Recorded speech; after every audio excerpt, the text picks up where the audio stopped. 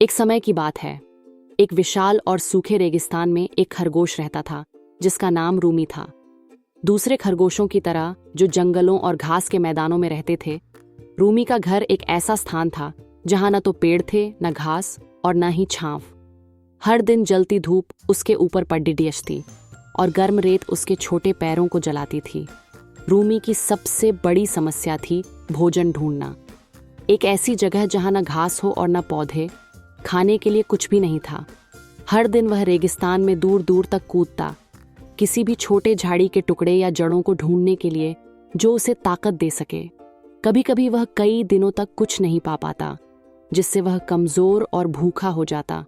पानी भी एक और बड़ी चुनौती थी। रेगिस्तान की सूखी हवा उसे प्यासा बना देती, लेकिन वहां कोई नदियां या तालाब नहीं थे। रूमी ने सुबह की ओस की बूंदों से खुद को जीवित रखना सीख लिया था, लेकिन वह भी पर्याप्त नहीं था।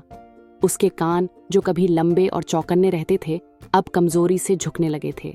दिन बीतते गए और रूमी सोचने लगा कि वह कितने समय तक और ऐसा कर पाएगा। वह अक्सर सोचता था कि घास, ठंडी छांव और ढेर सारा पानी वाला स्थान कैसा होगा। वह एक ऐसे घर का सपना देखता था जहां वह बिना चिंता के दौड़ सके और खेल सके और रेगिस्तान की कठोरता से बच सके। एक दिन जब वह एक छोटे पत्थर के नीचे आराम कर रहा था, तो उसकी मुलाकात एक बूढ़े रेगिस्तानी कछुए से हुई।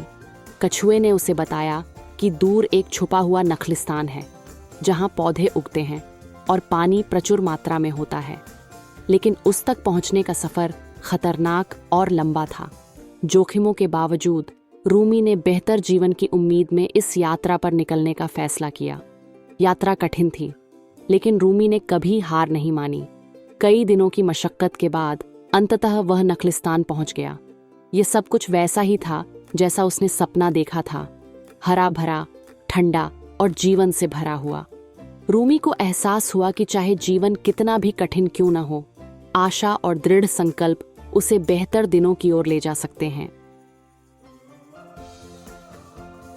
धरती को हरा भरा रखें, नहीं तो मानव को भी नकली स्थान की तलाश में निकलना होगा और वह स्थान मिल पाना संभव नहीं होगा।